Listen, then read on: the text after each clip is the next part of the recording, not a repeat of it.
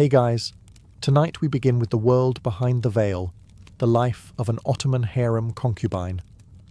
Often reduced to rumor or fantasy, the reality was far more layered, one of power, politics, beauty, and brutal competition, all housed within the gilded walls of the imperial palace. So, before you get comfortable, take a moment to like the video and subscribe, but only if you genuinely enjoy what I do here. And let me know in the comments where you're tuning in from and what time it is. It's always fascinating to see who's joining us from around the world. Now, dim the lights, maybe turn on a fan for that soft background hum, and let's ease into tonight's journey together. You've just woken up in the Topkapi Palace harem. The good news? You're surrounded by silk, satin, and scented rosewater. The bad news? You are also surrounded by 200 other concubines, all of whom may or may not want to outshine you, out-scheme you, or in some cases, outlive you. You blink awake on a cushioned divan that looks like it was hand-stitched by blind angels using golden thread, because it probably was. You'd think this would feel luxurious. It doesn't. It feels like pressure. Constant, velvety pressure. A bell rings. Not for prayer, but for grooming. You have exactly 10 minutes to prepare your face to look naturally flawless, which is Ottoman for paint it like a Renaissance oil painting and smile like you enjoy it. There's rose oil for the skin, crushed pearls for your cheeks, and enough kohl eyeliner to write a love letter across your eyelids. Mascara? Invented by disappointment and applied with a twig. Privacy? Never heard of her. You share your chamber with women who may love you like sisters or plot your downfall like middle management villains. Gossip travels faster than letters. Alliances form over pomegranate seeds. Betrayals begin with a hairpin left in the wrong place. And the scent? Imagine a jasmine-scented fog bank, mixed with anxiety, incense, and the eternal hope of catching the Sultan's eye. If Chanel ever released a perfume called Ambition and Claustrophobia, this would be it.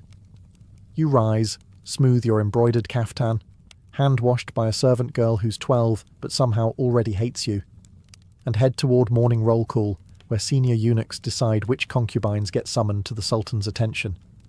It's like a beauty pageant, except the prize is existential terror. No, you can't leave. Yes, someone is always watching. And your survival hinges on remaining fascinating, fragrant and fertile. Welcome to your day in the Ottoman Imperial Harem, where your first waking breath is a power play, your smile is strategy, and your bed is softer than freedom. And it only gets weirder from here. Welcome to the Hammam, the steam-filled spa where imperial politics happen naked. You might assume the bathhouse is for hygiene, and technically you'd be right. But here in the harem, it's also where alliances form, rivalries simmer, along with your pores, and everything smells faintly of lavender, lemons, and passive aggression. The concubines file in like graceful ghosts wrapped in embroidered silk towels. You do the same, pretending this isn't the most intimidating nudity you've ever experienced. The senior women float through the marble chamber like swans, dangerous, territorial swans with better skin than you'll ever have. Attendants scrub you down with what feels like love, but is actually a loofah soaked in vengeance. Your skin tingles. Your dignity retreats. You try not to make eye contact while being exfoliated within an inch of your past life. You learn quickly. The bath is more than a bath. It's a surveillance chamber in disguise. Everyone's watching, not openly, but subtly. Who is sitting with whom? Who's whispering?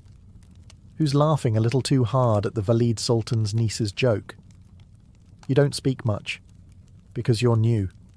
Speaking too soon in the hammam is like trying to open a chess match by flipping the board. The veterans will either ignore you or quietly decide you need correcting, usually in the form of chore reassignment or social exile. That being said, the hammam is your first glimpse of the harem's soft power.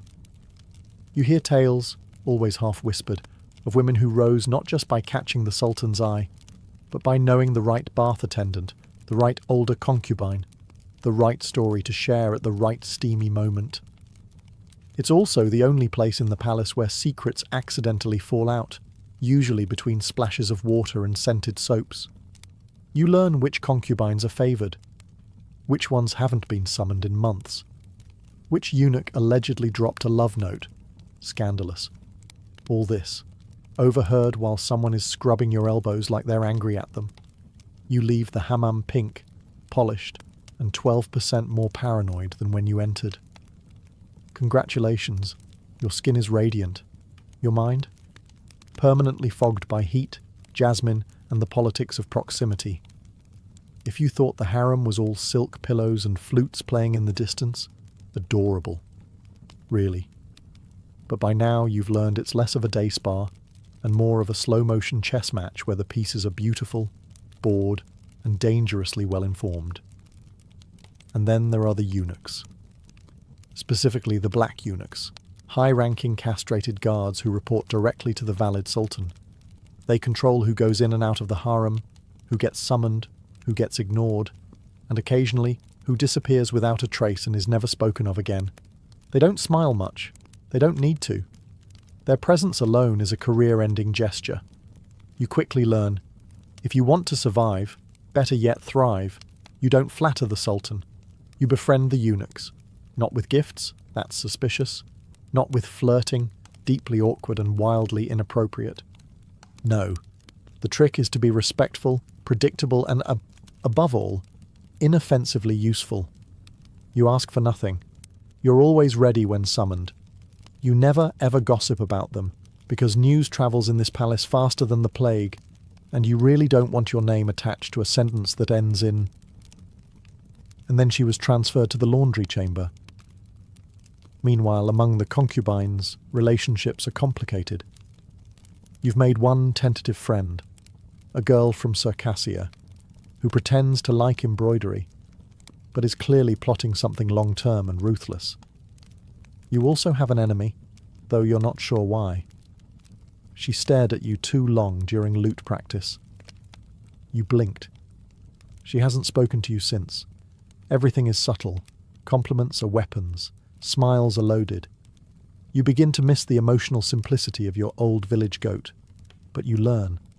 You learn how to interpret silence, how to stand just close enough to power without looking ambitious, how to thank a eunuch for handing you a letter as if he just handed you a divine scroll. And most of all, you learn that survival here isn't about being the prettiest or the most talented. It's about understanding how power moves, in glances, in silence, in the way someone's name is spoken one day and not the next. At first glance, your job as a concubine seems simple. Look beautiful, smile politely, and waft through the palace like an emotionally available ghost in silk slippers. But in reality, you're now expected to master the oldest imperial skill of them all, absorbing everything while appearing to absorb nothing. You are a sponge. A bejeweled, perfumed sponge who embroiders a suspicious number of tulips while memorizing who sits where, who glares at whom, and who got an extra apricot at breakfast. Subtle changes in fruit distribution. In this palace, it's practically a coup. Your daily schedule now includes hours of training that sounds like finishing school but smells like political grooming. You're taught music, literature, poetry, Islamic law, Ottoman etiquette, and, if you're lucky, how not to pass out during dance lessons. The idea is to be beautiful, yes, but also charmingly clever without being threatening, like a decorative peacock that can quote Rumi and doesn't talk back. The real education, though, happens in between. You learn to notice how long it takes the Valid Sultan's tray to be cleared, and who clears it. You note which eunuch walks in just before bad news arrives. You memorize who's absent. You never ask why. You listen more than you speak. Actually, you don't speak unless someone 3 ranks above you asks you to. Even then, you keep it brief. Ideally with a comment that's humble, insightful, and somehow flattering to them without sounding like you're trying. And while you sit there with your hands neatly folded over your embroidery, which may or may not be a misshapen dove, you are quietly archiving every interaction in your mental scroll, alliances, slights, opportunities, names. especially names. You also begin to understand the unspoken ranking system. Who is favoured, who is tolerated, who is 3 skipped meals away from being reassigned to kitchen duty. You are currently somewhere between interesting newcomer and acceptable wall furnishing. Don't worry, that's better than it sounds. Because the truth is, in the Ottoman harem, looking harmless is one of the most dangerous things you can do, and you're starting to do it quite well. There are 2 kinds of fear in the harem: the fear of being overlooked and the fear of being noticed. Today, you are flirting dangerously with the second. It begins innocently. You are handed a new robe, not the usual subtle grey-blue cotton you've worn for weeks, but something far too bold. Silk, rose-coloured, embroidered with tiny golden vines. You stare at it like it just proposed to you. From the Valid Sultan's steward, the servant girl mutters, eyes down. This could mean anything. Maybe you're being rewarded. Maybe you're being tested. Maybe it was meant for another concubine, and you're now walking into someone else's assassination plot with very soft sleeves. You put it on. It fits suspiciously well. As you pass through the harem corridors, the other women notice. Not openly, that would be beneath them, but with precisely timed pauses in conversation, raised brows, and one glance so sharp it could cut embroidery thread. You sit for morning recitation with your posture a little straighter. You pretend not to notice that you've been placed slightly closer to the front. Not directly next to the favoured ones, but not with the wallpaper girls either. Then there's the rose. Later that afternoon, a eunuch delivers a single pink rose to your quarters. Just one. No message, no explanation. You hold it like it might detonate. In palace code, this could mean anything. The Sultan might have noticed you. Or someone wants it to look that way. Or maybe you're being set up for palace gossip. The deadliest game of telephone in Ottoman history. The safest move. You press the rose between the pages of your prayer book and tell absolutely no one. Not even your shadow. Especially not your shadow. She gossips. You go to bed that night draped in rose silk, feeling like a target inside a Valentine's Day card. Here in the harem, rising too quickly is suspicious. Standing out is dangerous. But disappearing, that's worse. So you hold your posture, sip your sherbet, and prepare for whatever this robe and rose combination means, because it might be everything, or it might be nothing. And in this place, both are equally terrifying. Dinner in the harem isn't dinner. It's theatre. Competitive, highly seasoned theatre, where everyone wears silk and pretends they're not sizing up their enemies between bites of stewed lamb. You enter the great dining chamber and take your seat, not too close to the centre, you haven't earned that, and not too far in the shadows, you're not invisible yet. The seating arrangement is an ever-shifting map of status. One week you're near the lute player who knows everyone's secrets. The next, you're next to a woman who hasn't spoken since 1572. The food arrives on trays carried by silent eunuchs. Bowls of saffron rice, pomegranate-studded pilaf, grape leaves, sweet sherbets in crystal glasses, all of it delicate, flavourful, and somehow emotionally threatening. No one rushes. That would be vulgar. You nibble slowly, gracefully, like someone who doesn't even really need food because she is nourished by poetry and intrigue alone. Conversations are hushed. Nobody laughs too loud unless they're trying to send a message. I'm confident enough to be cheerful in this snake pit. You nod politely. You smile just enough. You do not, under any circumstance, ask for more bread. Hunger is weakness. So is gluttony. Also, someone might be watching to see if you take 2 figs. You catch eyes with another concubine across the table. She's new. Or maybe she's old and reborn with a better tailor.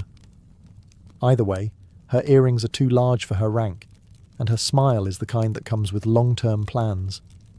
You break eye contact before she decides you're a problem. Then comes the part no one ever admits, watching the eunuch enter. When he steps in, the air shifts. If he heads your way, a letter, an invitation, anything, you remain perfectly calm on the outside. Internally, your soul may or may not be breakdancing.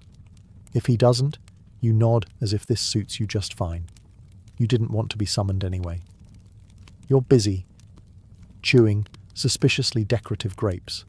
By the end of dinner, nothing has happened. And everything has happened. Power has changed hands in eyebrow lifts and polite laughter. You rise, you bow, you leave. Still hungry, still smiling, still in the game. You try to sleep, which is adorable. Because the harem at night is like a theatre stage after the performance. Dim, hushed, but still full of tension. The lanterns flicker low, the fountains murmur outside, and you lie awake wondering if tonight is the night a eunuch knocks on your door. You know the rules. The Sultan chooses in secret, sometimes with intent, sometimes impulsively, sometimes because he saw a girl drop a fig with particular elegance. There is no pattern, no logic, just anticipation and silk-robed anxiety. Around you, the other women pretend to sleep. One breathes too loudly. Another keeps adjusting her veil like it might protect her from bad news or good luck. Everyone's pretending not to care. You care. Of course you care. You were handed a rose 2 days ago, and you're still trying to decide if it was a compliment or a warning. Maybe both. Maybe neither. Palace communication is like poetry written by a committee of spies. Suddenly, soft footsteps. A door creaks. Somewhere, a eunuch whispers a name. Not yours. You exhale. Relief. Disappointment. A cocktail of both served in an emotional silver goblet. You roll over and close your eyes, only for your mind to start staging imaginary conversations with the Sultan. In 3 different languages, all of which you're still learning. You dream. But not of home. That place is blurry now. You dream of the woman across the dining table with the earrings too large for her rank. She smiles at you in the dream. You wake up certain she wants you demoted, exiled, or at the very least stuck in lute lessons for the rest of your natural life. You dab rose water under your nose and pretend it's calming. It isn't. But it smells like control. At some point, just before dawn, you finally drift off. You've survived another night without being chosen, without being erased, without accidentally looking too eager or too dull. And in the palace of Topkapi, that's not sleep, that's a diplomatic victory. There are 2 stories whispered in the harem. One is the fairy tale, where the Sultan notices you, and your life is transformed by luxury, influence, and the occasional diamond the size of a walnut. The other is what actually happens. The Sultan, ruler of an empire that stretches from Hungary to Arabia, may or may not remember your name. You are one of hundreds. He could have summoned you because you look like a painting he once saw, or because his coffee tasted a bit too bitter and he's in the mood for distraction. When the eunuch knocks on your door after nightfall, he doesn't explain. He just bows. You rise, silently, heart pounding in your ears like a royal drumline. You are led through halls lit by lanterns and scented with sandalwood. A path hundreds have walked, but only a few have returned from with stories worth surviving. You arrive at a chamber where your reflection stares back from polished brass and tile mosaics. A final attendant adjusts your veil, adds 1 more drop of oil behind your ears, and gives you a look that says, "Smile, but not too much. Speak, but only if spoken to. And for the love of Allah, don't trip." You enter, and there he is, the Sultan. The man you've trained for, feared, imagined, and maybe accidentally dreamed about during Quran lessons. He is wearing silk robes and an unreadable expression. He says your name, the new one, not the one your mother gave you. He asks where you're from. You lie gracefully. You talk about poetry. He nods. Then he hands you a fig. What does it mean? Everything in the harem is a metaphor, and this fruit is no different. Is it a test of refinement? An invitation? A subtle indication of dietary preference? You take the fig, peel it gently, and offer a reply that sounds both elegant and mysterious. Something about sweet things hiding bitterness. You hope it sounds deep. It might just sound hungry. The night passes in conversation, music, and the occasional silence that feels like a judgment. When you are dismissed, it's with a nod. You are escorted back, alone, intact, and thoroughly bewildered. You have been noticed. And now, things are about to get complicated. You return just before dawn, walking softer than usual, as if stepping too loudly might break whatever spell you were briefly under. You slept, sort of. More accurately, you reclined next to the most powerful man in the empire and tried very hard not to sweat through your perfume. You were charming, you think. You definitely said something about poetry. Or maybe goats. You're not sure anymore.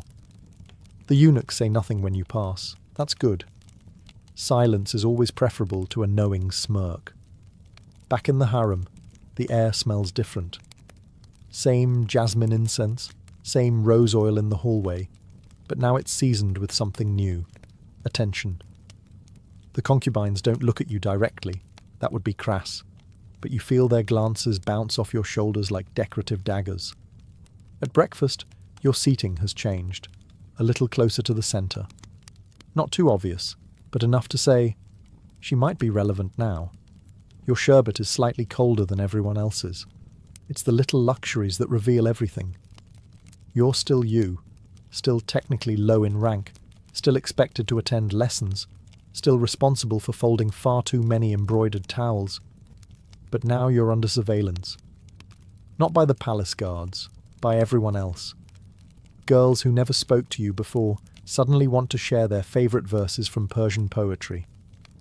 A servant accidentally leaves a pomegranate on your tray, a fruit associated with fertility, which is about as subtle as dropping a baby cradle in your lap. Even your enemies become more polite. They nod slightly. Their eyes, however, remain sharp and amused, like cats watching a candle. The older concubines offer no expression at all. They've seen this before. Some of them were you, 5 years ago. 1 or 2 still might be. You spend the rest of the day doing what the harem trains you to do best, appearing neutral. You speak when addressed. You smile just enough.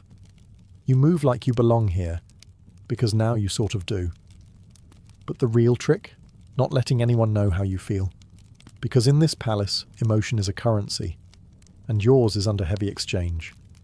You've stepped onto the palace ladder now, the one no one talks about, but everyone's scrambling up in their softest slippers. It doesn't lean against a wall. It floats, shifts, and sometimes snaps in half under the weight of ambition. The first step, survive the attention. Your name, your new government-issued Ottoman name, is whispered more often now. Not loudly, of course, just enough that you begin to feel like a character in someone else's play. One day, you're complimented on your embroidery by a concubine who previously thought you were part of the furniture. The next, you're offered fig paste by someone who'd rather poison you than promote your breakfast. You decline. Politely. You've also been reassigned to a new chamber. It has 2 extra cushions, better lighting, and a mirror that doesn't distort your face into a medieval fresco. That's not generosity. That's a signal. You're rising. Slowly. Like steam in the hammam. Visible, fleeting, and occasionally scalding. And so begins the dangerous balancing act, known as strategic modesty. If you act too pleased, you're arrogant. If you act too humble, you're manipulative. If you trip on your robes and faceplant into the prayer mat, okay, that's just unfortunate, but they'll still talk about it. The Valide Sultan, the mother of the Sultan and CEO of all that glitters, starts to notice you. Not directly, of course, but her steward now nods at you in the hallway. That's basically an endorsement, or a warning, possibly both. Meanwhile, your peers begin dividing into categories: the friendly opportunists, the silent threats, and one terrifying girl who seems to live entirely on melon and revenge. You learn to navigate them all, with smiles that say, "I respect you," and eyes that whisper, "But I will absolutely outlive you." Pearls appear on your caftan one morning, small ones, at the collar, a gift, or a test, Or just pearls. You wear them carefully, like armor with excellent luster. Every gesture matters now. How you walk, how you bow, how long you hold someone's gaze. This isn't flirtation. This is diplomacy. In slippers, you're climbing, gently, carefully. And if you fall, the floor is paved with other girls who once had pearls too. There are moments in palace life that make your pulse trip over itself. Being summoned by the Sultan is one. Being noticed by the Valide Sultan, that's a different league entirely. She doesn't just run the harem. She is the harem. Architect of alliances, keeper of traditions. Benevolent grandmother one moment, political thunderstorm the next. And today, she looks at you. Not a passing glance. Not a polite acknowledgement. A full, direct, measured look. The kind of look that suggests she knows where you came from, where you're going, and how you chew your melon slices. You respond the only acceptable way. You panic. Internally. Externally, you bow with mechanical precision, lower your gaze just enough to show respect, but not subservience, and immediately begin questioning every outfit you've worn in the past month. Later, a steward arrives with a message. You are invited to assist with one of the Valide's charitable sewing projects. Translation: she wants to observe you in a room full of older, sharper women who can detect ambition at 500 paces. You arrive on time. Not too early. That's desperate. Not too late. That's suicidal. She sits surrounded by cushions, embroidery hoops, and the kind of silence that dares you to speak first. You don't. You thread a needle and pretend this doesn't feel like a job interview disguised as domestic servitude. The other women chat. Politely. The Valida listens. Occasionally, she asks a question. Where were you educated? What's your favourite surah? Have you ever met anyone who truly understands politics? You answer carefully, gracefully, as if your entire future depends on it. Because it does. At one point she smiles, not at you, near you. Which is basically the same thing. When it's over, you bow again and exit with the calm of someone who has no idea whether they've just been promoted or marked for reassignment to towel duty. Back in your chamber, your roommate stares at you like you've just returned from riding a dragon. She looked at you, she whispers. You nod, smiling faintly. You don't say it aloud, but yes. And you're still sweating. There's a knock at your chamber door. Not the gentle knock of a friend, or the impatient tap of a eunuch carrying towels. This one is deliberate, the kind of knock that comes with consequences. A message is handed to you. You are invited to a private tea by one of the Sultan's favoured consorts. Her name is whispered through the harem like a lullaby sung with a knife in it.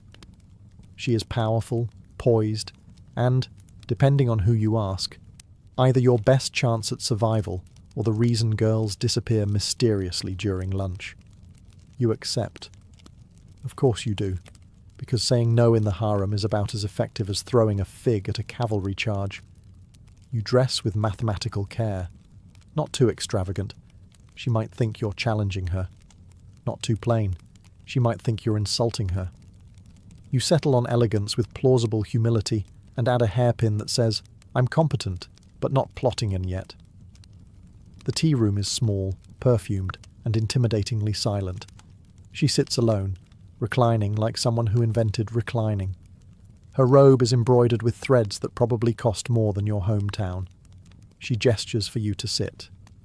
You do, gracefully, quietly, with just enough bow to imply deference but not desperation. She pours the tea herself. That's either very generous or very symbolic. Possibly both. What follows is a masterclass in veiled threats and indirect compliments. She tells you she's heard, you've caught the attention of some influential eyes. She says it like you've accidentally adopted a stray panther. She smiles when you respond. You do not know if she likes your answer or if she's marking you for later. You talk of poetry, music, and carefully palace routines. She nods often. Occasionally she glances at the door, as if calculating whether you're worth her time or just another chapter in her scrapbook of rising starlets. After the second cup, she dismisses you with a smile that could launch or sink a career. You return to your chamber exhausted and slightly unsure whether you've been recruited, warned, or subtly claimed. Either way, someone very important now knows your name, and that is both your greatest asset and your newest liability. By now, you've learned that words in the harem are like spices, used sparingly and always with purpose. Say too much, and you're exposed. Say too little, and you're forgotten. But if you say just enough, and let silence do the rest, that's when you become dangerous. Today's lesson begins in the music chamber, where a group of senior concubines gathers to discuss poetry, philosophy, and, let's be honest, each other. You are invited to sit in, not speak, sit. A test disguised as hospitality. You arrive on time, offer the required courtesies, and fold yourself neatly into the corner like a well-mannered napkin. You sip your sherbet. You nod occasionally. You look interested, but not eager. You laugh softly at one joke, just enough to seem human. And then it happens. One of the elder women turns to you and asks a question. Not a trap. Not yet. Just a simple inquiry about your thoughts on a Rumi verse. But you know what this is. They're not testing your taste in poetry. They're testing your timing. You pause, long enough to seem thoughtful. Not so long that it looks like you're scrambling for a safe answer. Then you say something that sounds reflective, reverent, and, above all, vague. They nod. They are satisfied. You've passed. Later, you are asked again, this time about the Valid Sultan's new charitable initiative. You say nothing critical. You compliment the elegance of the idea without claiming to understand the politics behind it. You use words like humbling and visionary. You are playing verbal chess with invisible queens. The truth is, most power in the harem is held in silence, in the glance that lingers, in the smile that doesn't quite reach the eyes, in the pause before someone replies, where everyone leans in, just slightly, to see which direction the wind is blowing. You leave that room, having said less than a dozen sentences. And somehow, your name is on 3 more lips than it was yesterday. You're not just surviving now. You're learning to glide, wordlessly, precisely, and beautifully, through a world where stillness speaks louder than declarations. And the walls, they're still listening. You find a gift on your pillow. No note, no signature. Just a small velvet box tied with a ribbon the colour of dried rose petals and possibly veiled judgment. You open it slowly, as one opens anything in the harem, halfway expecting perfume, halfway expecting scorpions. It's jewellery. A delicate bracelet inlaid with turquoise and gold filigree. Beautiful, elegant, alarming, because nothing here is ever just a gift. You scan the room. Your roommate raises an eyebrow. She does not ask questions. She's either very polite or very invested in plausible deniability. The bracelet is, undoubtedly, expensive. Too expensive for a casual trinket. Not quite royal enough to be from the Sultan. Which narrows it down to someone wealthy, calculating, and interested in controlling the narrative. Or you. You wear it. Of course you do. That's the game. By mid-morning, the rumours begin. She received a gift, someone whispers at the fountain. From whom? Someone else replies. She didn't say, comes the answer, which in this place is the same as saying everyone should assume the worst or most interesting option. You maintain your expression, a calm mix of modesty, confusion, and mild boredom. Meanwhile, your internal monologue is doing cartwheels through every past conversation, searching for enemies, allies, and anyone with a taste for turquoise. By lunchtime, the gossip has mutated. You've allegedly received a secret message, a hidden proposal, and an heirloom passed down from the Valid Sultan herself. All untrue, all dangerously believable. Then comes the whispered warning. A servant girl, low-ranked, easily ignored, drops your tray and mutters, "Careful who puts things in your hand when they can't say it to your face." You thank her, because that's what you do when someone warns you indirectly of possible sabotage while pretending to be clumsy. You keep the bracelet on, but you sleep with it tucked under your pillow, just in case. In the harem, a gift is rarely a gesture of affection. It's a test, a leash, a label, or a gentle reminder that your name is being spoken in rooms you haven't entered yet. And sometimes the most dangerous thing you can wear is not a smile, but proof that someone wants to claim you. One morning, just before the call to prayer, you're summoned. Not by a eunuch, not by a servant, but by a letter, sealed in the imperial blue wax, delivered with no explanation, just a glance that suggests everything is about to change. You sit alone as you read it. The script is elegant. The offer is clear. You are to be elevated, moved to more private quarters, closer to the sultan, closer to the core of the palace, and further from anonymity. It is on paper a promotion. But here in the harem, a promotion is just a prettier word for exposure. Accept, and you step into the world of real influence. Politics, intrigue, the possibility of bearing a royal child, of becoming a consort, maybe even the sultan's favourite. It's what some women dream of. It's also where women vanish. You have until sunset to reply. So you walk the gardens, the ones where you used to hide in the shadow of elder concubines. Now they look smaller. The fountains still whisper. The tulips still bloom like delicate secrets. But the air feels different. It's your name they speak now. You think of home, blurry now. You think of the other girls, the ones who never rose, the ones who rose too fast, the ones who were clever, but not clever enough. And you think of yourself. Not the version trained in etiquette and poetry, but the girl who arrived with her old name tucked somewhere between her ribs. That night, you dress carefully. One final choice. You walk past the curtains, the silken borders that separate the known from the unknown, and in the stillness, you answer. Maybe you rise, maybe you vanish, maybe your name is written into palace history, or maybe it's whispered one last time and folded away like a silk scarf in a drawer no one opens anymore. But one thing is certain. You were not just a decoration. You were a strategist in satin, a survivor in perfume, a masterclass in restraint. And for one full day, and maybe longer, you walk the tightrope between power and peril, without falling. Long before comic books and Hollywood blockbusters, the ancient world already had its own Amazons, and they were terrifyingly real. Meet the Scythian women, horse-riding, bow-wielding warriors of the Eurasian steppe who didn't just defy gender norms, they reloaded and galloped right over them. The Scythians were a nomadic people who roamed what is now Ukraine, southern Russia, and parts of Central Asia. Herodotus, the Greek historian, wrote of fierce Amazon women who mated with Scythian men and birthed a tribe of warriors.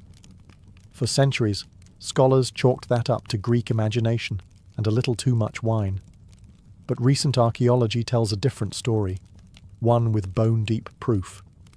Excavations of Scythian burial mounds or kurgans have uncovered the remains of women buried with full warrior regalia. Swords, spears, quivers of arrows, and even battle scars. One teenager's skeleton, discovered in the Altai region, had arrowheads embedded in her spine, a grim but undeniable sign that she fought and died in combat. Some were laid to rest with their horses, clad in armour. These weren't ceremonial props, they were used and worn.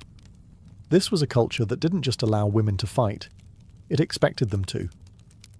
Scythian society, unlike most of its ancient contemporaries, wasn't rigidly patriarchal. While men raided and hunted, women often did the same. Girls were trained from a young age to ride and shoot, and elite females could hold positions of influence. There are even signs that Scythian priestesses held spiritual authority, making them both feared in battle and revered in ritual. The Greeks were both fascinated and horrified. They created the myth of the Amazons, wild warrior women who hated men and lived apart from civilization. But the core of the legend was grounded in their encounters with the Scythians. These women didn't match the submissive domestic ideal of the Greek woman. They were alien, powerful, and therefore mythologized. So next time someone says female warriors are just a fantasy trope, remind them, the Scythians beat us to it by about 2,500 years. And their legacy is written not in legend, but in arrow-pierced skeletons and iron-tipped truths buried beneath the steppe. If you think battlefield leadership was strictly a man's game, then you haven't met the queens of Africa. These weren't pampered palace figures lounging in silk. These were war-hardened rulers who led armies, negotiated treaties, and stared down empires without flinching. And they didn't just participate in warfare, they redefined it. Take Queen Amanirenas of Kush, for example. In the 1st century BCE, the Roman Empire, fresh from annexing Egypt, made the tactical error of trying to extend its grip further south into Nubia. Amanirenas, a one-eyed queen who had already fought in battle, had other plans. She rallied her people, launched a series of counterattacks, and even captured Roman forts. One statue of Augustus?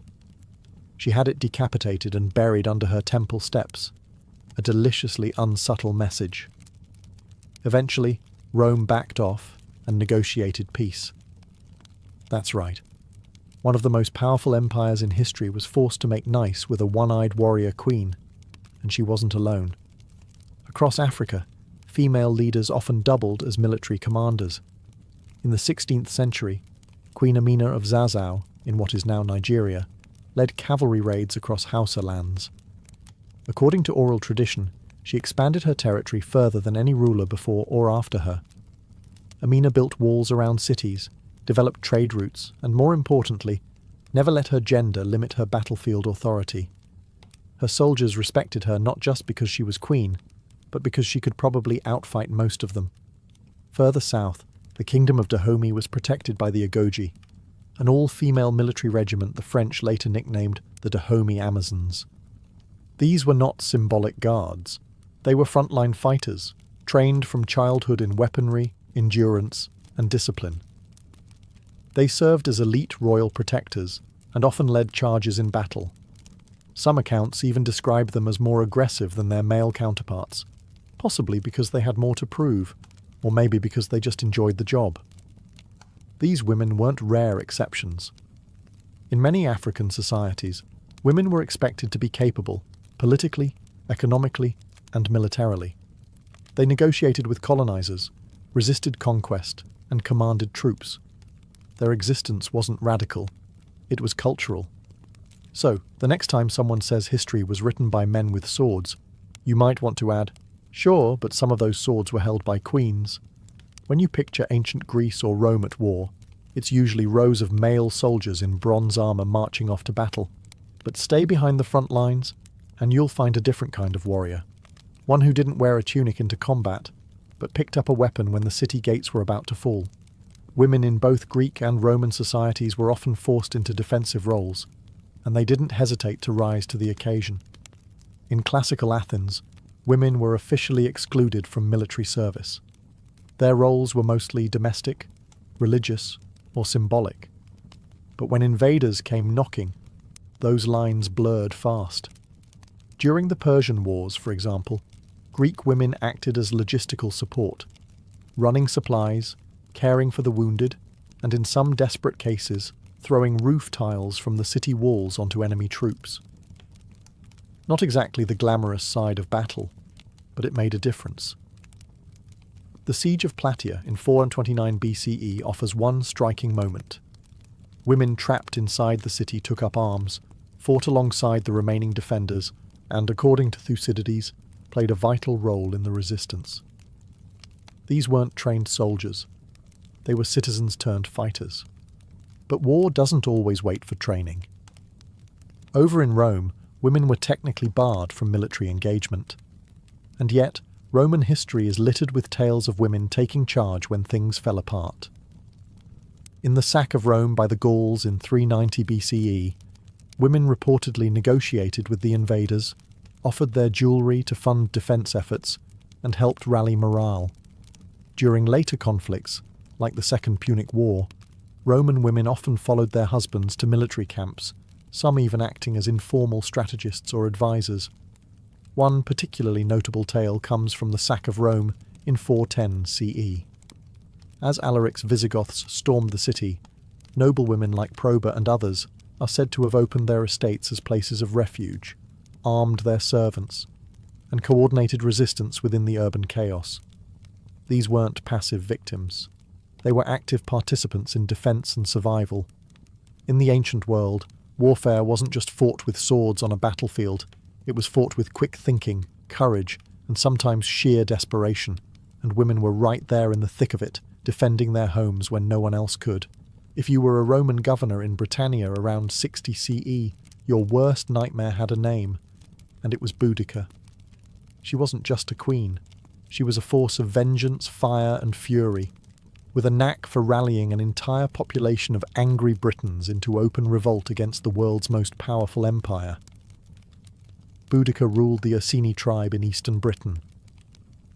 After her husband, King Prasutagus, died, he left his kingdom jointly to his daughters and the Roman Empire, an attempt to secure peace. Rome, being Rome, ignored the will, annexed the territory outright, publicly flogged Boudica, and, in an act so horrific it's still discussed today, had her daughters assaulted. This wasn't just political domination, it was humiliation, and Boudica would not let that stand. What followed wasn't a minor rebellion. It was an all-out war. Boudica became the face of the uprising, leading a coalition of tribes in a scorched earth campaign that shook Roman control to its core. First stop, Camulodunum, modern-day Colchester, a Roman town that was utterly razed. Then Londinium, modern-day London, burned to ash. Verulamium, modern St. Albans, same fate. The Roman historian Cassius Dio described her as tall, terrifying, with a mane of red hair and a fierce presence that stirred her warriors into a frenzy. Tacitus, meanwhile, emphasized her eloquence and leadership, describing how she addressed her troops not as a noblewoman, but as a mother wronged, and a warrior awakened. Though she had early victories, Boudica's army eventually faced a professional Roman force under Governor Suetonius Paulinus. Outnumbered and poorly equipped, the rebels were slaughtered. Boudica either took poison or fell in battle. The sources disagree. But her defeat didn't erase her impact. The Romans learned their lesson. They became more cautious in how they dealt with tribal leaders, and they never forgot the name of the woman who made an empire tremble. Boudica's rebellion wasn't just an uprising. It was a reminder that oppressed people, led by someone with nothing left to lose, can become the most dangerous force of all. And in this case, that force happened to be a mother with a war chariot and a long memory. In the lore of feudal Japan, the image of the samurai is almost always male. A stoic warrior in lacquered armor, loyal to death, sword in hand. But look beyond the cherry blossoms and Bushido scrolls, and you'll find another kind of samurai, one in silk and steel. The Onabu geisha, or women warriors, were not only real, they were deadly. Trained in martial arts, archery, and strategy, these noblewomen were the hidden backbone of many samurai clans. They weren't typically sent into open-field battles like their male counterparts, but when their homes, castles, or family honor were at stake, they fought without hesitation, and often without mercy. One of the most iconic Onabu geisha was Tomoe Gozen, a 12th century warrior who fought during the Genpei War. Described in the Heike Monogatari, Japan's epic of war and honor, Tomoe was said to be a peerless rider and remarkable archer who could cut down men with one sweep of her katana. She rode into battle like a tempest, wearing full armor, long black hair trailing behind her like a war banner. At the Battle of Owazu, she reportedly decapitated a rival samurai in single combat, a final blaze of glory before disappearing from history like a ghost on horseback. Then there's Nakano Takeiko, a 19th century fighter during the Boshin War. She wasn't formally part of the imperial army, women weren't allowed, so she formed her own unit. an unofficial corps of female warriors who fought with naginata, pole weapons. She died leading a charge against imperial forces, taking a bullet to the chest. Her last request, to be buried with honor by her sister so the enemy wouldn't claim her body. These women weren't tokens or legends. They were part of the martial tradition, upholding the values of Bushido, loyalty, bravery, and self-sacrifice. Some even received the same training as their male counterparts in times of war. Of course, as Japan modernized and centralized its military power, the Onabu geisha were pushed to the margins, their stories reduced to folklore. But the reality remains.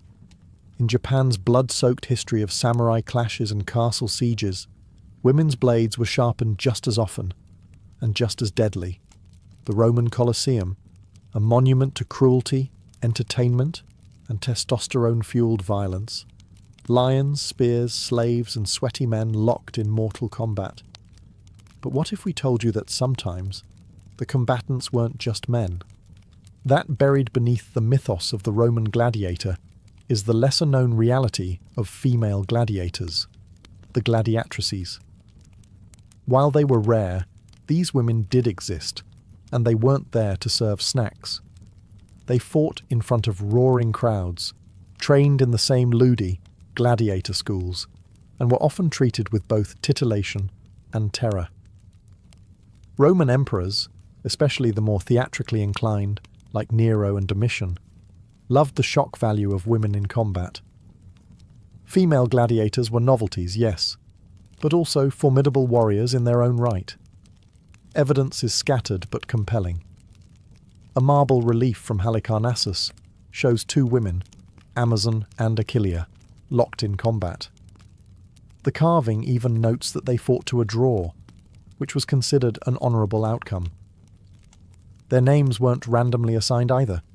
They evoked mythic female warriors, framing these women not as weak imitators, but as ferocious equals. Literary sources also mention them. The satirist Juvenal, never one to miss an opportunity to judge, mocked upper-class women who trained as gladiators, suggesting it was a scandalous rejection of femininity. Others, like Suetonius, note that female fighters sometimes appeared in nighttime spectacles, lit by torches and fueled by wine-soaked crowds who weren't exactly there for a thoughtful display of martial skill. But training was real, and the danger wasn't staged. These women fought with swords, tridents, and nets, just like male gladiators, and they bled just as much. They were often slaves, prisoners of war, or criminals sentenced to the arena. Some were volunteers, octoratae, who chose the life of a gladiator for fame, money, or escape from worse fates. In 200 AD, Emperor Septimius Severus banned women from gladiator combat altogether, perhaps worried that Rome's taste for female fighters was becoming a bit too unorthodox, or perhaps because women were proving too good at it. So while they didn't dominate the Colosseum, the gladiatrices carved out a brutal, blood-stained space of their own. In the sand, gender meant little. Skill, ferocity, and survival meant everything. The medieval battlefield wasn't just a boys' club with chainmail. While most women were kept far from formal combat roles, some didn't get the memo, or ignored it on purpose. Whether disguising themselves as men, leading troops as abbesses, or simply refusing to stay in the convent when swords started swinging, medieval women found ways to fight, both literally and symbolically. One of the strangest categories of warrior women, the warrior nuns. During the Crusades, certain religious women did more than pray for victory. They picked up weapons. While most did so defensively, records exist of abbesses and nuns taking command when their convents or lands were threatened. In the 12th century, the abbess of Quedlinburg was a spiritual leader and a military one, commanding vassals in battle as the head of a powerful religious territory. She didn't wear armour, but she sure gave orders like a general. Then there were women who simply became men, at least on paper. Medieval records reveal multiple cases of women disguising themselves in male clothing to enlist in armies. Some were caught and executed, others passed undetected for years. One example is the story of a woman known only as John. who served in an English garrison during the 100 Years' War. When discovered, her comrades reportedly shrugged and let her continue, because she fought just as hard as they did. Joan of Arc, of course, is the superstar of this category, a teenage peasant girl who claimed divine visions, dressed in men's armour, and led the French army to victories that stunned Europe. But for every Joan, there were dozens of unnamed women who didn't have visions or sainthood, just grit and opportunity. Even outside of the battlefield, women played tactical roles. Noble women in besieged castles often coordinated defences, rationed supplies, and negotiated with enemy forces. Eleanor of Aquitaine, while not a sword-swinging warrior, accompanied her husband on crusade and was rumoured to have worn armour, whether as a statement, protection, or performance, is still debated. The point? The Middle Ages weren't nearly as monolithic as they seem. Women found loopholes in rigid systems, snuck past the rules, or simply made up new ones. And while history didn't always record their names, it certainly felt their presence on the battlefield. When people think of the medieval Islamic world, they might imagine flowing robes, caliphs in grand courts, or scholars debating science and philosophy. What they often miss? The women who picked up swords, led armies, and defended cities when men were too slow, too dead, or too distracted by politics. Take Khawla bint al-Azwar, for example, a name that still echoes through Arab folklore like a war cry. A 7th century warrior during the early Muslim conquests, she fought alongside her brother in battle. After he was captured by Byzantine forces, she stormed the enemy lines in black armour, wielding her sword with such precision that soldiers mistook her for Khalid ibn al-Walid, the famed general known as the Sword of Allah. When her identity was revealed, morale didn't drop. It soared. She had earned her place among warriors through sheer skill and nerve. Women like Khawla weren't just battlefield anomalies. In times of crisis, especially during sieges, women took up arms to defend their homes and cities. During the Mongol invasions of the 13th century, as the Khwarezmian Empire crumbled, there are accounts of women fighting in the streets of Nishapur and other cities, flinging stones, wielding daggers, and turning their homes into fortresses. They were never formally trained, but desperation is a powerful teacher. Further west, in Al-Andalus, Islamic Spain, noble women weren't cloistered either. Some wielded considerable political and military influence. Walada bint al-Mustakfi, while best known as a poet, lived in a world where women of her class often ran estates and defended them during civil unrest. A few centuries later, during the Reconquista, Muslim women sometimes joined their husbands in defending the last strongholds of Granada. There's also Sayyida al-Hurra, not a battlefield warrior, but a pirate queen.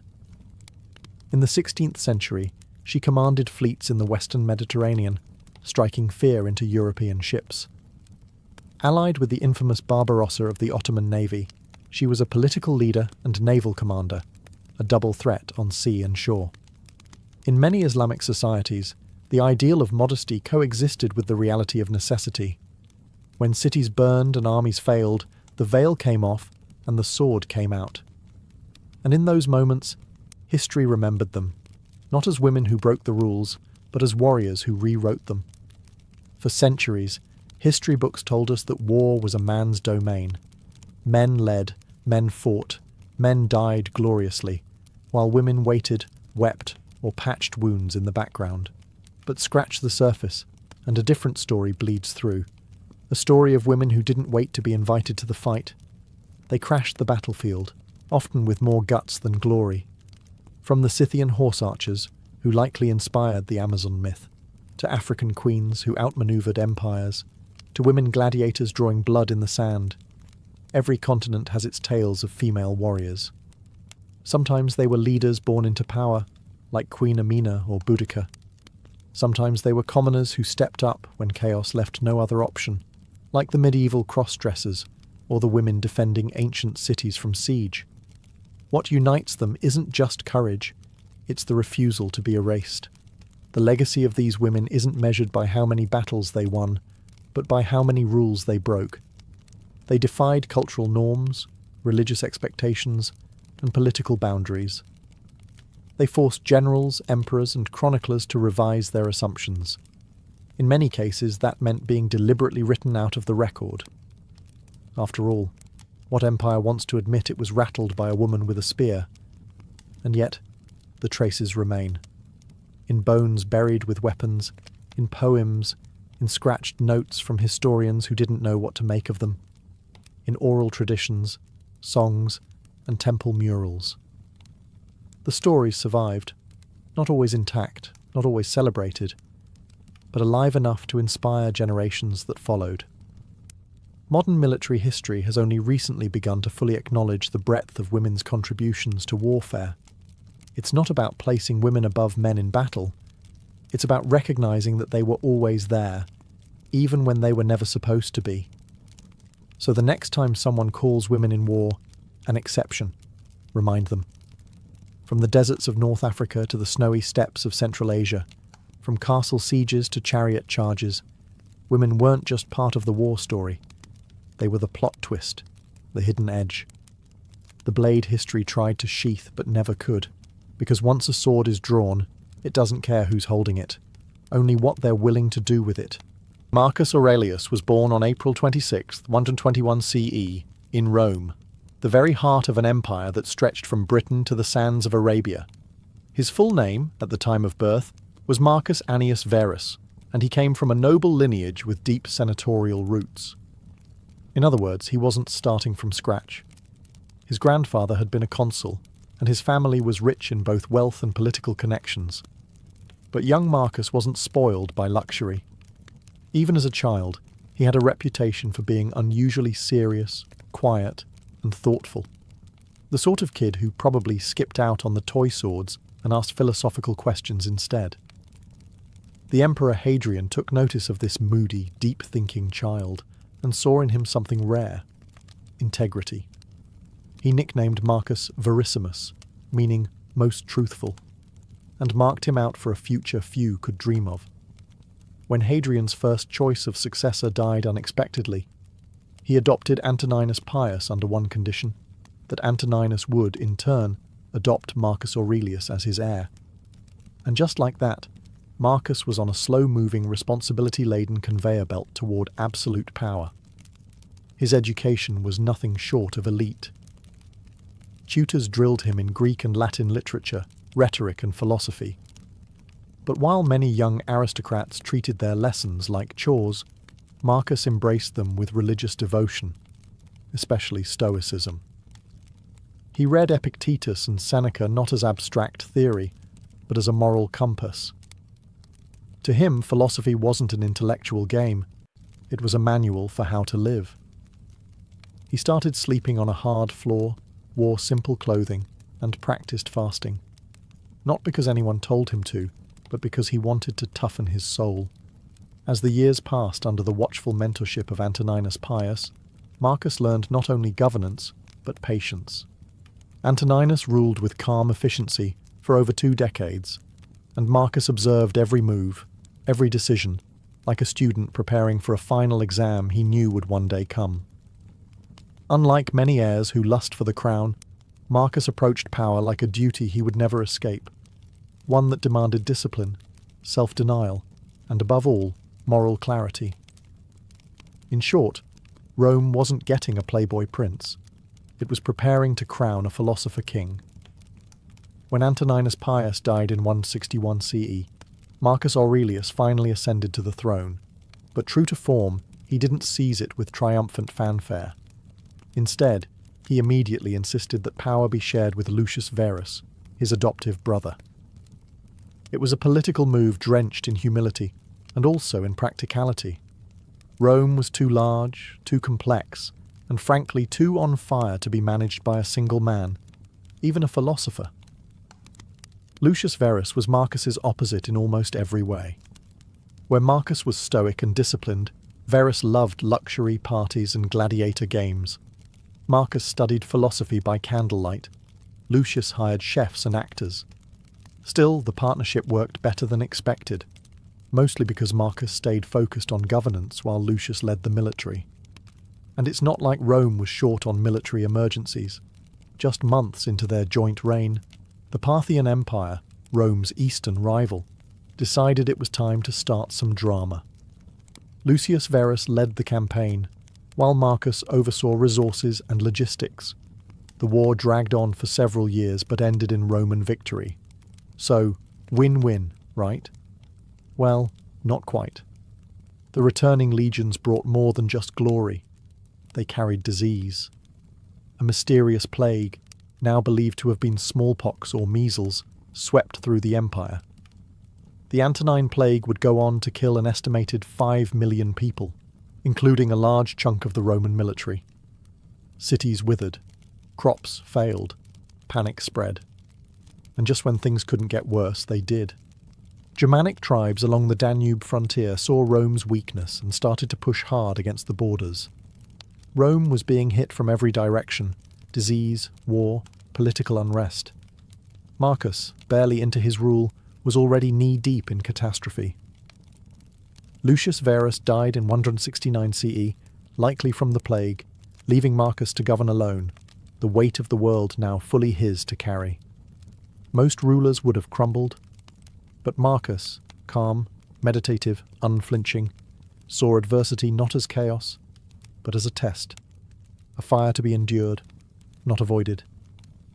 He didn't whine. He didn't retreat. He turned to his stoic principles and faced Rome's unravelling fabric with quiet resolve. After all, for Marcus, being emperor wasn't about personal glory. It was about duty, no matter how much it hurt. By the early 170s CE, Marcus Aurelius had traded his senatorial toga for a soldier's cloak.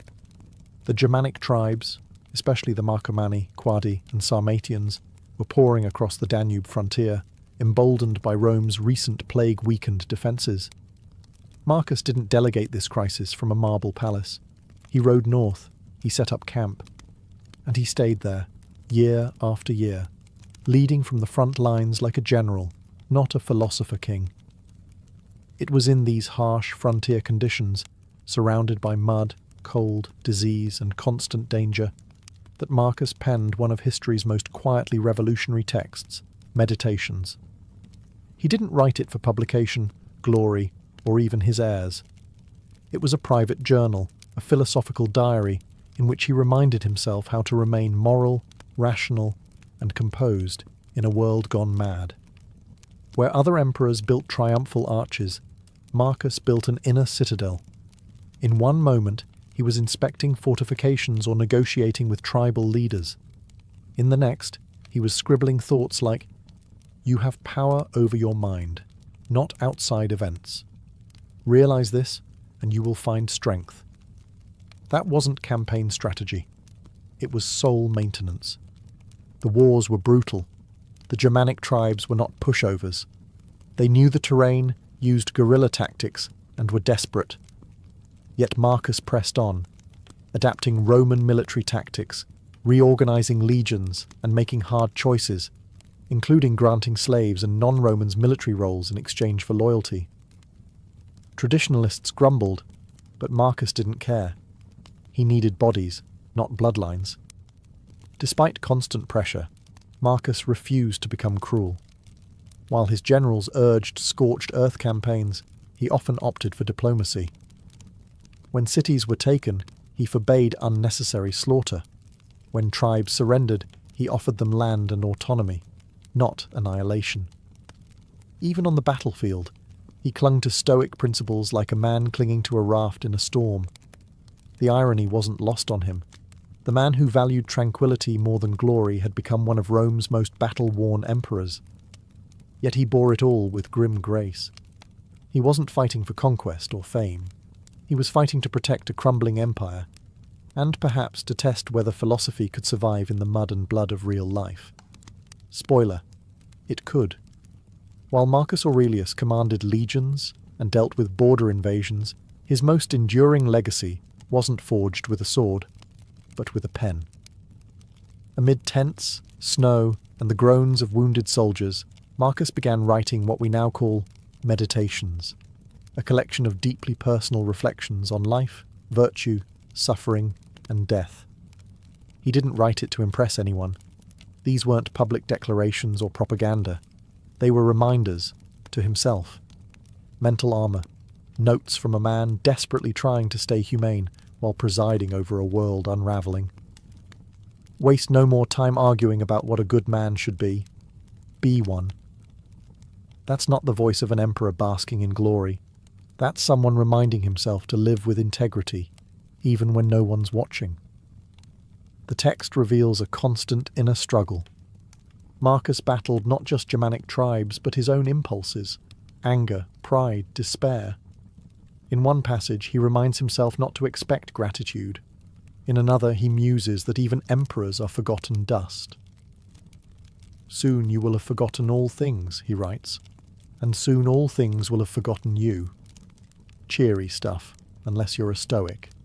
Stoicism, after all, wasn't about joy or control. It was about accepting reality, however brutal, and choosing virtue in every moment. For Marcus, that meant doing his job, showing up, leading justly, not losing his head when plagues and wars spun everything into chaos. He wasn't trying to escape suffering. He was trying to suffer well.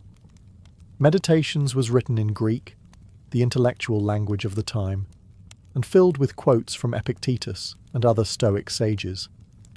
But it's also shockingly modern. Marcus worried about burnout. He advised himself to stay calm around difficult people. He reminded himself that fame is fleeting, pleasure is overrated, and death is natural. It's like the original self-help manual, minus the smiling influencer and affiliate link. What makes meditations remarkable is its humanity. Here was the most powerful man in the known world, sitting by candlelight, trying to be decent, and often doubting he was. He didn't preach perfection. He preached effort. The effort to be just, kind, rational, even when surrounded by disease, war, betrayal, and mortality. And that's why his words still resonate today. Because Marcus didn't just rule Rome, he ruled himself. While Marcus Aurelius was busy managing invasions and maintaining inner peace through philosophy, his personal life was less than tranquil. He married Faustina the Younger, the daughter of Emperor Antoninus Pius, a political union, but one that, at least on paper, seemed affectionate. Together, they had 13 children. 13. But ancient Rome wasn't kind to young lives. Only a handful survived past infancy. Marcus buried 8 of his own children. Just pause and imagine that.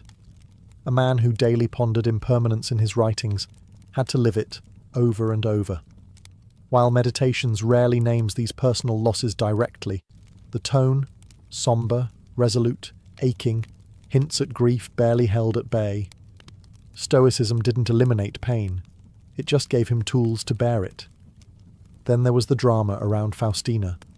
Roman historians, often more fond of gossip than facts, accused her of everything from infidelity to treason. Cassius Dio and the notoriously salacious Historia Augusta claimed she had affairs with gladiators, soldiers, and possibly plotted against Marcus. But Marcus never publicly condemned her. In fact, he honoured her memory after her death in 175 CE, with temples, coins, and statues. Either he didn't believe the rumours, or he chose forgiveness over scandal. But family tensions didn't end there.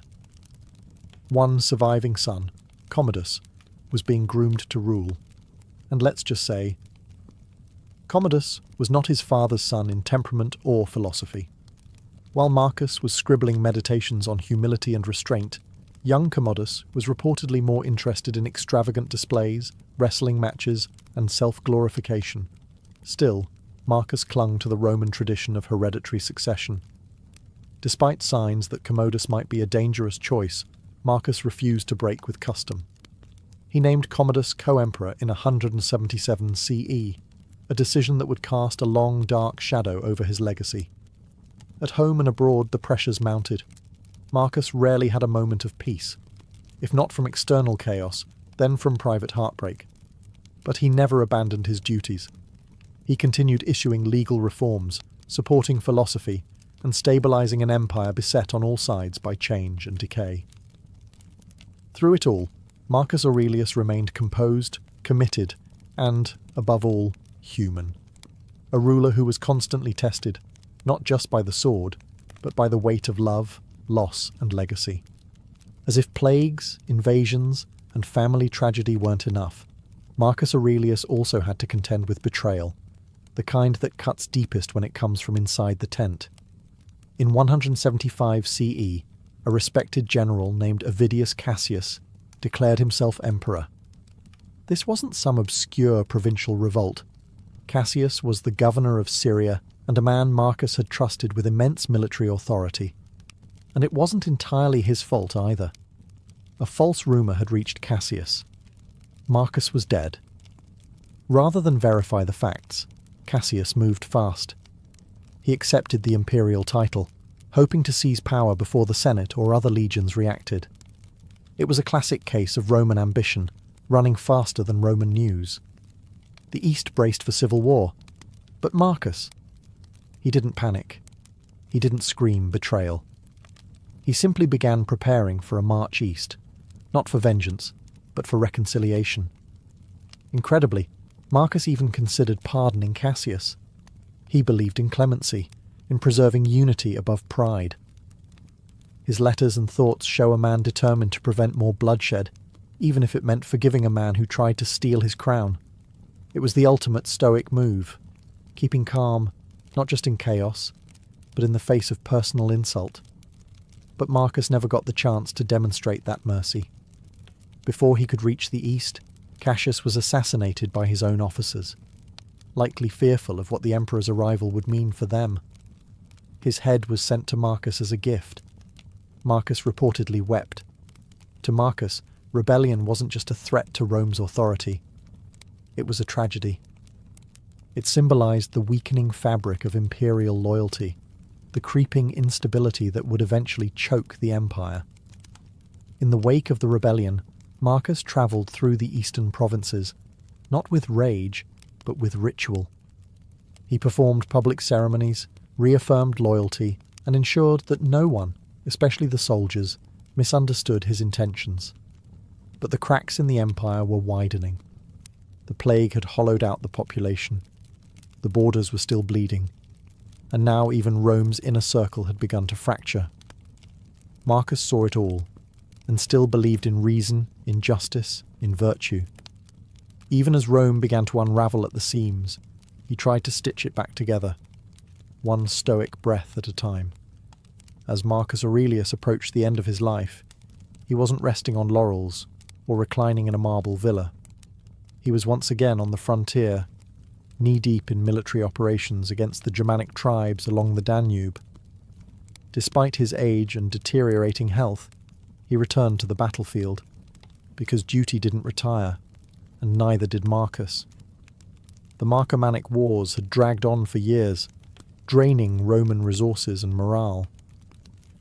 Marcus knew this wasn't just about territory, it was about survival. The Germanic tribes weren't raiding for sport, they were being pushed south by other migrating groups, part of a domino effect that would eventually lead to the fall of Rome centuries later. But in the 170s CE, Marcus was still doing everything he could to hold the line. He reorganized the frontier defenses, resettled refugee tribes as loyal Roman allies, and continued writing philosophical reflections between campaigns. In one eerie passage from Meditations, he reminds himself, "Do not act as if you were going to live 10,000 years. Death hangs over you." These weren't abstract musings. They were the thoughts of a man acutely aware that his end was near. In 180 CE, while stationed in present-day Vienna, Marcus Aurelius fell seriously ill, likely from the same plague that had haunted his reign. According to sources, he summoned his son Commodus to his side and offered him advice. Whether philosophical, practical, or desperate is lost to history. What we do know is that Marcus died shortly after, on March 17th, 180 CE, surrounded not by senators or scribes, but by soldiers. His death marked the end of what many historians call the Pax Romana, the Roman peace. It also marked the end of Rome's age of philosopher kings, Commodus would inherit the throne, and, spoiler alert, he was no Marcus. Rome's decline wouldn't begin with a bang, but with the quiet closing of Marcus's eyes and the slow unravelling of his legacy. There was no triumphal parade, no grand final speech, just a dying emperor in a cold northern outpost, doing what he always did, enduring, reflecting, and fulfilling his role to the very end. Marcus didn't seek immortality through monuments. He sought it through character, and in that, he succeeded. Marcus Aurelius had spent his life preaching moderation, discipline, and reason. So naturally, the gods handed him Commodus. When Marcus died in 180 CE, he left the empire in the hands of a 19-year-old who seemed less interested in stoic virtue and more in gladiatorial cosplay. Commodus liked to dress as Hercules, battle in the arena, and refer to himself as the Roman Hercules, because humility clearly skipped a generation. This wasn't just embarrassing, it was catastrophic. Under Commodus, Rome descended into decadence, paranoia, and administrative chaos. He alienated the Senate, indulged in lavish spectacles, and executed rivals on a whim. Where Marcus had treated power as a sacred burden, Commodus treated it like a reality show prize. Bread and circuses became the rule of the day, so the question has haunted historians ever since. Why did Marcus, the wise philosopher, the reflective emperor, leave the empire to such a man? Was it blind love? A misjudgment?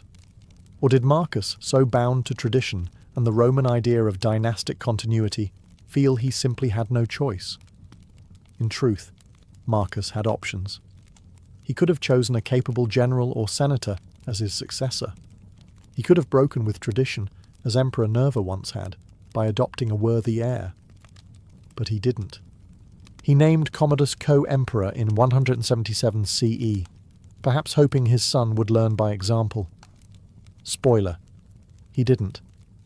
It's one of the great ironies of ancient history, that the emperor who wrote Meditations, a work of enduring wisdom on human nature, couldn't or wouldn't prevent his own son from becoming the poster child for imperial failure. And Marcus wasn't blind to his son's flaws. There are hints, even in his writings, of disappointment and warning, about flattery, pride, indulgence, all traits that Commodus embraced with enthusiasm. Still, Marcus never disowned him. Whether out of love, obligation, or exhaustion, he passed the torch, and then watched the fire consume the house. Commodus's rule would end in assassination, and his death would plunge Rome into the year of the 5 emperors. It's a bleak postscript to a reign defined by stoic resilience. Marcus had kept the empire stitched together with wisdom and will. Commodus tore it open with ego and spectacle. And yet, perhaps the ultimate stoic lesson lies here too. Even emperors cannot control the future, only how they meet it. Marcus Aurelius died nearly 2,000 years ago, but his influence has never really left us. He was a rare kind of ruler, not just a man of power, but a man of principle. His meditations, scribbled during wars and sleepless nights, survived the fall of empires, the rise of religions, and the passage of time to become one of the most treasured philosophical texts in history. His legacy is paradoxical. As an emperor, he faced relentless war, plague, rebellion, and personal loss. Yet he remains admired, not for victories or monuments, but for his mind, his restraint, his compassion, his refusal to be corrupted by absolute power. He didn't style himself as divine. He didn't demand worship. He wrote, in plain Greek, how to be a better human. Do every act of your life as though it were the very last act of your life. Even modern thinkers, from statesmen to CEOs, athletes to psychologists, still quote Marcus Aurelius. His words appear on posters, in therapy sessions, in business guides, and in quiet moments of personal crisis. Why? Because he didn't speak like a king. He spoke like a flawed human trying, desperately, to stay upright in a collapsing world. Yet Marcus's legacy is also bittersweet. Despite his wisdom, his reign marked the beginning of the end for Rome's golden age. His son Commodus accelerated the decline, and future emperors would rarely match his dignity or restraint. It's as if Marcus was the empire's last heartbeat of moral clarity before the fever set in. And perhaps that's the most haunting part of his story, that the man who understood impermanence better than anyone left behind something strangely permanent. His empire crumbled, his bloodline faltered, but his meditations, raw, intimate, unpolished, survived. They survived because they were never meant to. They were never edited, never prepared for an audience, and that's what makes them immortal. They are the private whispers of a public man, the diary of an emperor who wanted nothing more than to live well, die justly, and leave the world no worse than he found it. And in the end, maybe that's all any of us can hope to do. Marcus did it, in sandals, on horseback, with a stylus in hand, one stoic breath at a time. In ancient Babylon, justice wasn't just handed down by kings, it was etched in stone for all to see. Around 1754 BCE, King Hammurabi commissioned a towering stele inscribed with what would become one of the earliest and most influential legal codes in human history, the Code of Hammurabi. Standing over 7 feet tall and written in cuneiform script, the black basalt monument was meant to project both order and authority. It didn't just govern, it warned. The Code of Hammurabi contained 282 laws covering everything from trade and family matters to theft and assault. But it wasn't democratic. These laws reflected a rigidly hierarchical society where penalties varied dramatically depending on your social status. For example, if a nobleman broke the bone of another nobleman, the punishment was to have his own bone broken, a clear case of the infamous eye for an eye approach. But if the same nobleman broke the bone of a commoner or a slave, the punishment was merely a fine.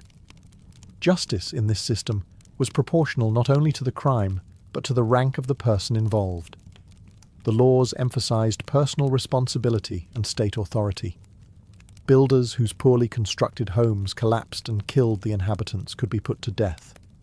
Merchants who cheated customers could face mutilation. Even family disputes were tightly regulated, with strict laws governing marriage, inheritance, and parental authority. Adultery, theft, and false accusation were especially harshly punished, often by execution or public shaming. What made the code revolutionary was not just its content, but its visibility. It stood in public spaces, carved with the image of Hammurabi receiving divine authority from Shamash, the sun god and god of justice. This wasn't just a legal document, it was propaganda, reinforcing the idea that Hammurabi ruled by divine right and that his laws were sacred and immutable. However brutal it may seem by modern standards, the Code of Hammurabi established the concept that law should be written, standardized, and accessible. It replaced arbitrary judgment with codified norms. In doing so, it laid the groundwork for later legal systems across the ancient world and continues to fascinate historians, lawyers, and ethicists alike. In Babylon, justice wasn't blind. It was watching, and it had a chisel. In ancient Egypt, justice wasn't just a legal concept, it was a cosmic force. The Egyptians believed in Ma'at, a divine principle embodying truth, balance, and moral order. More than just a goddess, Ma'at represented the foundation of the universe itself. Pharaohs ruled not just with power, but with the responsibility to uphold Ma'at. In doing so, they maintained harmony between gods, nature, and society. Unlike the codified laws of Babylon, Egyptian justice was more flexible and case-specific. There was no singular legal code chiseled into stone. Instead, judges, often high officials or priests, interpreted Ma'at in their rulings. While this allowed for context-sensitive decisions, it also meant that justice could be highly subjective and dependent on the social standing of those involved. Court proceedings were both formal and performative. Cases could be tried before local officials or higher courts in the royal bureaucracy, depending on the severity. Plaintiffs and defendants presented their versions of events, and witnesses were essential. Written records, contracts, testimonies, and petitions were maintained on papyrus, a relatively advanced system of documentation for its time. For common offences like theft or assault, punishments could include fines, beatings, or forced labour. More serious crimes, such as tomb robbery or blasphemy, were treated as offences not only against the state, but against the gods. These could lead to execution, sometimes by fire, drowning, or impalement, or even posthumous punishment, like desecration of the corpse to prevent entry into the afterlife. Perhaps the most iconic image of Egyptian justice comes from the Book of the Dead, in which the heart of the deceased is weighed against the feather of Ma'at. If the heart was heavy with wrongdoing, it was devoured by Amit, a crocodile lion hippopotamus monster, and the soul was condemned to oblivion. If it balanced with the feather, the soul was allowed to enter the eternal paradise of the field of reeds. In Egypt, justice was inseparable from spirituality. The courtroom was not just a venue for dispute, it was a sacred space where divine order was upheld. Unlike Babylon's rigid laws, Egyptian justice flowed with the moral tides of Ma'at, rewarding those who lived in harmony with truth and punishing those who disrupted the balance of the cosmos. In ancient Greece, particularly in Athens during the 5th and 4th centuries BCE, justice took on a radically different form from the divine or king-centered systems of Babylon and Egypt. The Greeks began experimenting with something revolutionary, a justice system grounded in citizenship, debate, and public participation. It wasn't perfect, far from it, but it laid the foundation for many modern legal concepts. Athenian democracy gave every male citizen the right to participate in the courts, both as a plaintiff or defendant and as a juror. There were no professional judges or lawyers. Instead, massive juries, sometimes hundreds strong, were randomly selected from the population. These jurors were responsible not only for hearing cases, but for deciding verdicts and penalties, all without appeal. Trials were short, often completed in a single day, and each side was allowed a set amount of time to present their case, measured by a water clock called a clepsydra. The types of cases ranged widely. Theft, slander, adultery, assault, property disputes, and even impiety, disrespecting the gods, could be brought to trial. While punishments for minor offences were often fines or exile, more severe crimes could lead to death, particularly in cases involving treason or religious sacrilege. Socrates, for example, was famously sentenced to death for allegedly corrupting the youth and disrespecting the gods. Importantly, Greek justice systems did not rely on a written legal code accessible to all. While some laws were inscribed publicly, much of the legal knowledge was held by a small literate elite, meaning outcomes often depended more on rhetoric than on precedent.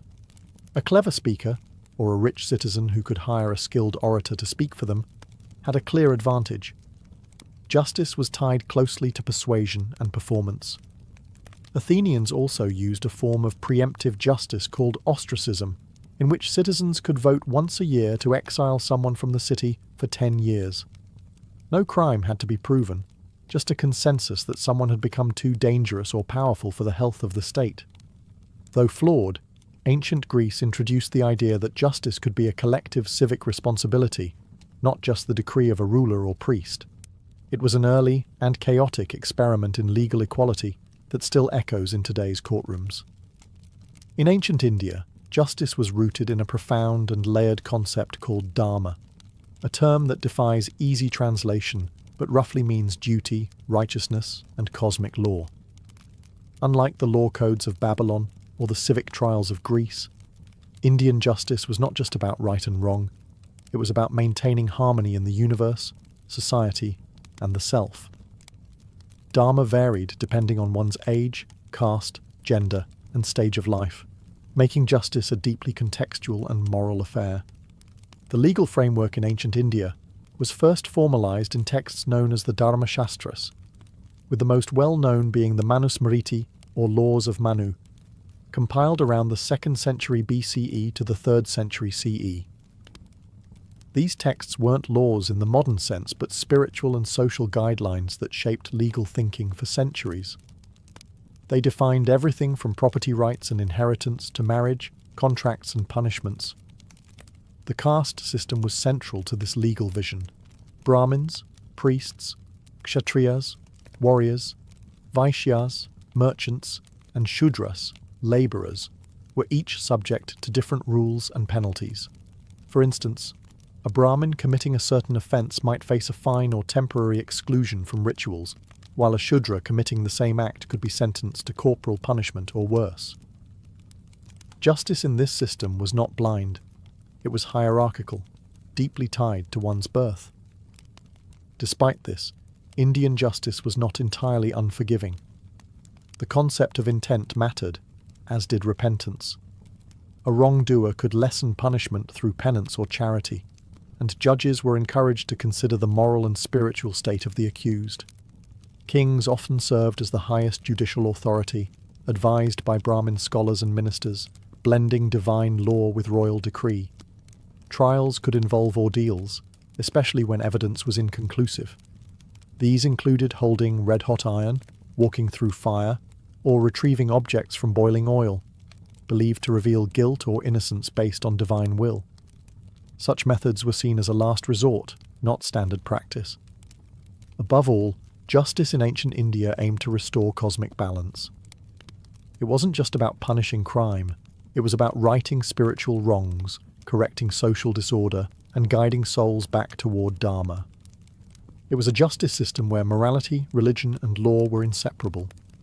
Across the ancient world, when legal systems hit a wall, when evidence was lacking, witnesses unreliable, or accusations unprovable, societies often turned to the gods to decide.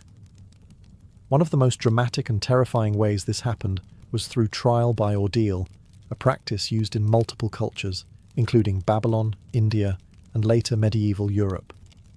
The idea was simple but brutal. If human justice couldn't determine guilt, divine justice would intervene through pain. In Babylon, one common ordeal involved throwing the accused into a river. If they floated or survived, the gods had spared them, and they were declared innocent. If they drowned, guilt was confirmed, though inconveniently, the dead could no longer be punished. This method reflected a deep belief in divine oversight, as water was seen as a sacred and impartial force. In ancient India, as outlined in the Dharma Shastras, multiple forms of ordeal existed. These included walking across hot iron ploughshares, retrieving coins from boiling oil, or surviving exposure to venom. The logic wasn't cruelty, it was divine arbitration. Surviving unharmed or with minimal injury was interpreted as proof of innocence. The gods, it was believed, would not allow the innocent to suffer without cause. Though horrific by modern standards, trial by ordeal wasn't always purely physical. In some cases, it involved oaths taken in sacred spaces. Swearing on a holy object or invoking a deity's wrath was thought to bind the speaker to truth. Lying under such conditions was believed to invite divine punishment, either immediately or in the afterlife. The psychological power of ordeal was immense. It could terrify the guilty into confession and bolster the faithful's belief in cosmic justice. But it also revealed how fragile human legal systems were, how deeply ancient peoples felt the need for something beyond human judgment. Ordeals were usually a last resort, a way to settle cases no one could otherwise resolve. Despite their reliance on supernatural outcomes, ordeals reflected a desire for fairness. They were brutal, yes, but they were also democratic in a strange way. Kings and peasants alike could be subjected to them. In the absence of forensics or due process, suffering became a courtroom, and the gods were expected to serve as judge, jury, and executioner. In ancient Egypt, justice was not administered by impartial courts or elected juries. It flowed directly from the divine authority of the pharaoh. As both king and living god, the pharaoh was seen as the earthly embodiment of Ma'at, the principle of truth, balance, and cosmic order. This meant that maintaining justice wasn't just a political duty, it was a sacred obligation. The pharaoh had ultimate legal authority. His word could overrule any judgment, command the execution of criminals, pardon the guilty, or rewrite laws at will. This concentration of power was justified not through human logic, but through divine sanction.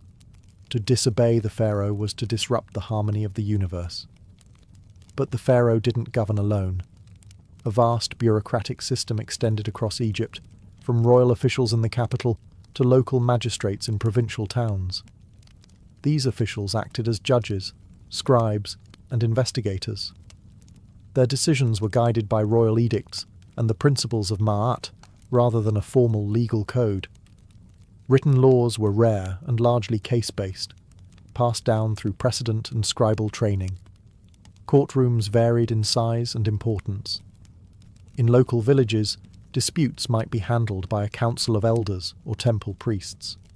In major cities, formal judgment halls heard complex cases involving property, theft, assault, and inheritance. Proceedings were recorded in meticulous detail on papyrus scrolls, many of which survive today, giving us a rare window into how ancient Egyptians argued and judged. Trials included elements of both testimony and written evidence. Plaintiffs and defendants gave their accounts, often under oath. Witnesses were called, and physical evidence, when available, was considered.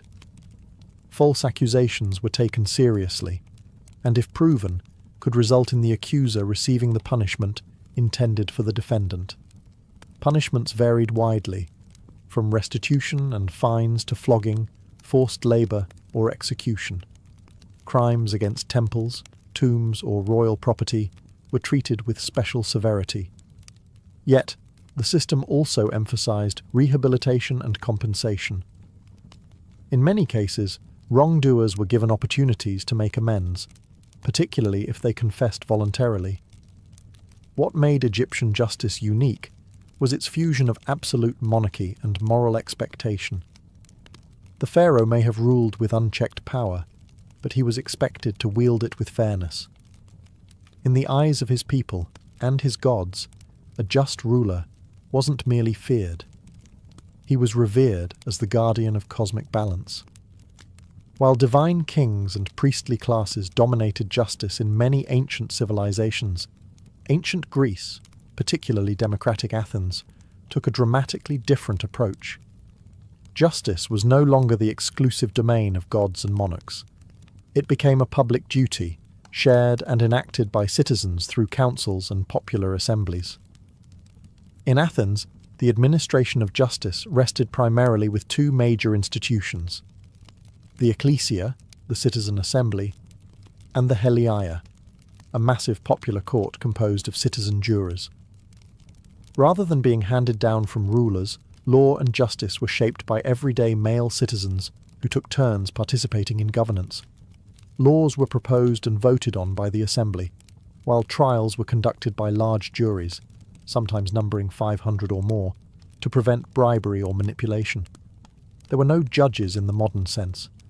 Instead, magistrates, selected by lottery or popular vote, organised trials and ensured procedures were followed. However, it was the jurors, drawn randomly from citizens over the age of 30, who decided the verdict. With no appeal process and no deliberation room, verdicts were final, and penalties were voted on directly after guilt was determined. This system favoured persuasive speech over evidence. Defendants and plaintiffs had to represent themselves or hire skilled orators to write speeches on their behalf. Rhetoric was everything, and clever manipulation of public emotions could sway the outcome. While this system promoted civic participation, it also meant that justice could be uneven, less about law and more about persuasion. For certain political matters or threats to the state, special assemblies or councils were convened. One famous mechanism was ostracism, where citizens voted once a year to exile anyone deemed dangerous to democracy. No crime had to be committed, just a public consensus that someone's influence was unhealthy. 10 years in exile, no trial, no defence. Despite its imperfections, the Greek council-based system introduced powerful new ideas. The importance of peer judgment, open debate, and the notion that law belongs to the people. It was messy, emotional, and sometimes unjust. But it was also revolutionary. In Greek justice, the courtroom was a stage, the citizen was the judge, and justice was a public performance, one in which every man had a part to play, and where power was held briefly in the hands of the people themselves. In ancient India, justice extended far beyond courtrooms and punishments. It was interwoven with the concept of karma, the belief that every action carries moral weight and spiritual consequence, both in this life and in the next. Unlike the civic trials of Greece or the royal decrees of Egypt, Indian justice emphasized a cosmic ledger, where no wrongdoing escaped ultimate accountability. Karma wasn't a legal mechanism, it was a moral law embedded in Hindu, Jain, and Buddhist traditions. Good actions led to positive outcomes, while bad actions brought suffering, even if not immediately. A thief might evade human justice, but the universe itself would balance the scales. This belief reinforced ethical behavior, even in the absence of enforcement. Still, ancient India did have structured legal systems. The Manusmriti and other Dharma Shastras offered guidance not just for courts, but for individual conduct.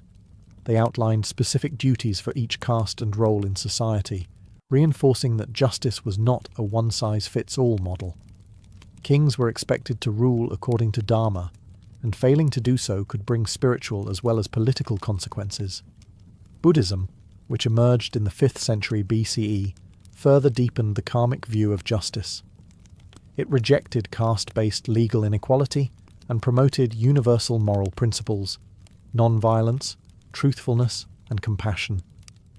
While not a legal code, Buddhist ethics influenced rulers like Emperor Ashoka, who in the 3rd century BCE renounced conquest and reformed his empire around Buddhist values.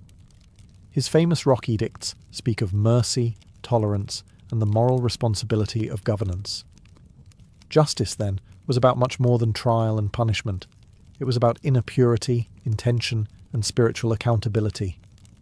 A person might escape a king's penalty, but not the consequences of their own deeds. Likewise, a king who ruled unjustly was believed to be storing up suffering for himself in future lives. This karmic understanding of justice created a powerful internalized system of order. It was deeply personal, and for many, far more intimidating than any earthly authority. Whether enforced by law or left to the cosmos, Indian civilization viewed justice not merely as retribution, but as a force for restoring harmony between self, society, and the universe itself. Though thousands of years have passed since the rise of Babylon, Egypt, Greece, and India, their justice systems continue to shape how we think about crime, punishment, and fairness today. These ancient civilizations laid the intellectual, moral, and procedural foundations of legal systems that still guide societies across the globe. Babylon gave us the earliest known codified law, the idea that justice should be publicly visible, consistent, and enforced by the state. The principle of an eye for an eye still appears in legal and ethical debates, symbolizing both the call for proportionate punishment and the dangers of retributive excess. Egypt introduced the concept of divine kingship and moral law, where justice was not just social, but cosmic. The emphasis on balance, truth, and harmony echoes in modern ideas of restorative justice, where the goal isn't just to punish, but to restore community equilibrium. Greece revolutionized justice by tying it to citizenship and participation. Trial by jury, public debate, and the notion of peer judgment began in Athens, and remain central to many legal systems today. Though imperfect and exclusionary, Greek democracy planted the seeds for legal systems that value public involvement and accountability. India contributed deeply spiritual and ethical dimensions to justice. The concepts of dharma and karma added a moral backbone to legal systems, encouraging personal responsibility and self-regulation. Even today, Indian law reflects a hybrid system where British legal structures coexist with religious and customary laws, demonstrating the enduring power of ancient traditions. These systems weren't flawless. They were often unjust, classist, patriarchal, and brutal. They privileged the elite, punished the vulnerable, and enforced hierarchies. But they also posed essential questions still relevant today. Who gets to define justice?